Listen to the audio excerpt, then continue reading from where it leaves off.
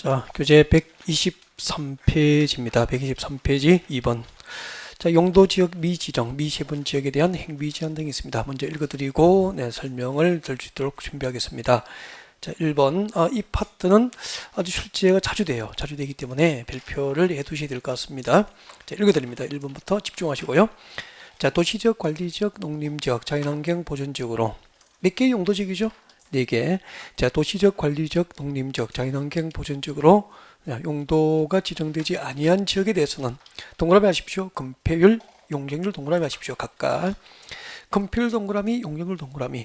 자, 금폐율과 용적률 또는 용도 지역에서 건축 제한 규정을 적용할 때 건축 제한 규정 동그라미 하십시오. 자, 이 세 가지 법 규정을 적용할 때는 밑줄 그으십시오. 끝까지 자연환경 보존지역에 관한 규정을 적용을 하게 됩니다. 자연환경 보존지역에 관한 규정을 적용합니다. 밑줄 그두고요. 그리고 내려오십시오. 자, 2번. 도시적 관리지역이 세부 용도지역으로 지정되지 아니한 경우에는 금폐율, 용적률 또는 용도지역 안에서 건축 제한 규정을 적용할 때, 자, 지금부터 밑줄 그으십시오.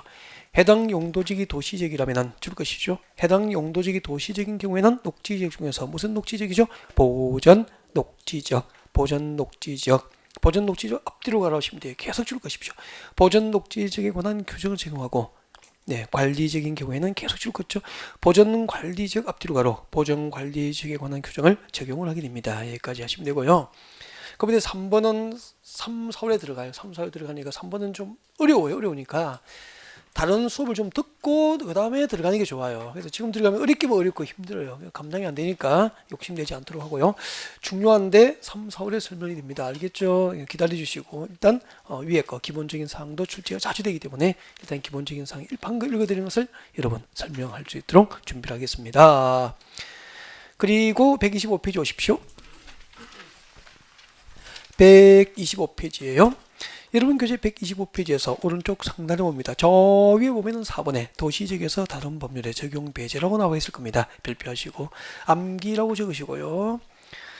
암기는 안 잊어버려야 됩니까? 잊어버리면 됩니까? 외우고 잊어버리세요. 알겠죠? 잊어버리고 반복합니다. 저절로 돼요. 나중에. 밑줄 그으십시오. 밑줄 그으십시오. 도시지역에서는 다음 법률 규정을 적용하지 아니한다. 자, 도시지역으로 용도지역이 지정된 지역에서 적용을 배제할 수 있는 법 규정이 몇 개 있죠? 2개 줄 것이십시오. 도로법상 줄 것죠. 저 어디에? 접도구역 밑줄 것이십시오. 도로법상 접도구역. 그리고 줄 것죠. 농지법상 농지 취득 자격 증명까지 줄 거 놓죠. 이 두 가지 법 적용을 도시지역에서는 합니까? 배제합니까? 배제하게 됩니다. 자, 이 부분을 여러분께 방금 밑줄 꺼드린 것들을 이제 쭉 설명을 드리려고 그래서 제가 저쪽에 가서 와야 되니까 왔다 갔다 하기 싫어서 한꺼번에 줄 꺼드린 거예요. 그래서 일단 밑줄 꺼드린 거 지금부터 설명드릴 테니까 먼저 설명을 125페이지는 조금 이따 하고 123페이지 설명을 먼저 드리겠습니다. 그래서 교재 123페이지 아까 밑줄 꺼드린 거 저 아래쪽에 설명드리겠습니다. 중간 부분에 있죠? 봐주세요. 설명드릴게요.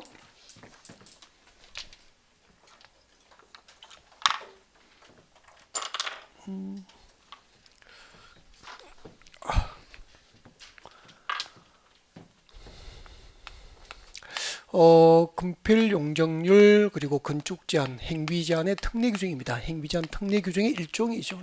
일종인데 시험에 자주 나오죠. 오늘 이렇게 공부했습니다. 우리 여러분 어떤 용도지역이 지정되면은 용도지역 안에서 건축 제한입니다. 어떤 용도지역 안에 땅 사면은 배웠잖아 지난주에. 어떤 용도지역에 땅을 사면은 그 용도지역 안에 수만 명의 토지 소유자들은 그 용도지역별 지정 목적에 맞지 않은 일정한 개발 행위를 제한받습니다. 그 용도지역 안에서 건축 제한, 행위 제한은 무엇을 정하죠? 대통령령, 국토계획법 시행령으로 정하는 게 원칙이죠. 용도지역별 행위 제한, 건축 제한에 관한 사항은 대통령령으로 정한다. 그렇게 하시면 되고요. 우리는 앞 시간에 배웠습니다. 용도지구죠. 용도지구.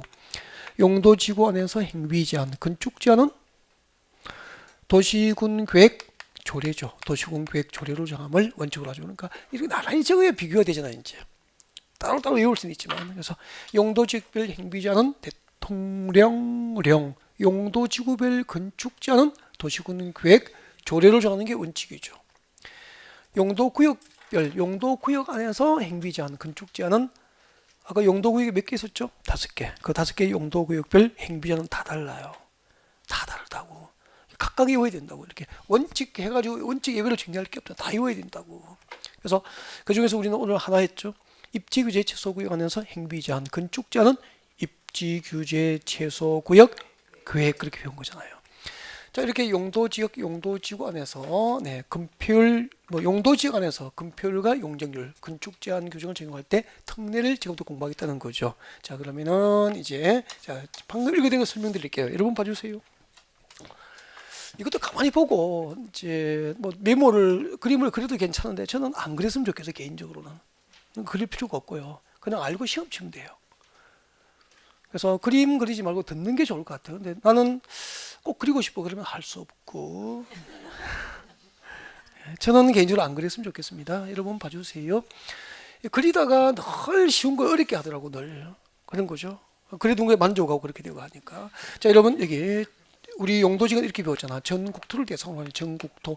우리나라 국토 전부를 대상으로 토지의 기능과 그 토지의 특성에 따라서 크게 구분하면 용도별 종류는 4가지거든요. 우리나라 국토 전부를 대상으로 지정되는 용도지역 4개. 서울은 뭐죠? 도시지역. 그리고 도시지역 주변에 무엇이죠? 관리지역, 관리지역. 그리고 농림지역, 농림지역, 자연환경 보전지역이죠. 여러분, 용도지역은 이렇게 한꺼번에 일률적으로 지정합니까? 필요에 따라서 순차적입니까? 필요에 따라서 순차적으로 지정됩니다.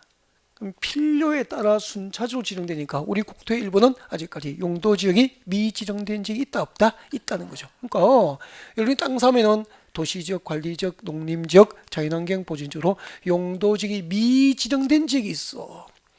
이런 곳에 땅 사면은 용도지역의 지정이 없기 때문에 개발행위 제한을 안 받는 게 아니고 4개 중에서 그 지정 목적에 비춰봐서 건축 제한이 가장 까다로운 용도지역이 어디죠?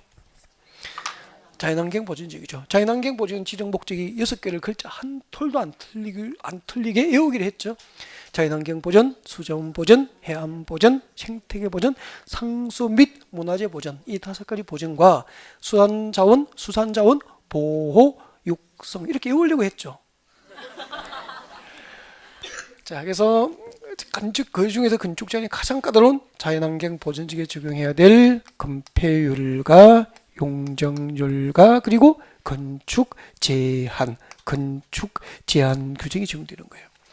앞으로 도시적, 관리적, 농림적, 자연환경 보전지역으로 용도지역의 지정이 없는 지역의 땅 사면은 건폐율, 용적률, 건축 제한은 그중 건축 제한이 가장 까다로운 자연환경 보전지역에 적용되는 건축 제한 규정을 적용받게 됩니다. 그러면 이런 곳에 땅 사면은 성공적입니까? 개발 측면, 투자 측면에서 실패입니까? 실패죠. 큰일이에요. 적금 5천만 원을 잘못 던진 거죠. 이거 찾아내기도 쉽지 않다니까. 어떻게 할까? 끔찍한 투자죠. 건폐율은 얼마 주죠? 자연환경 보전지역은 건폐율이 20%, 그죠? 용적률 80.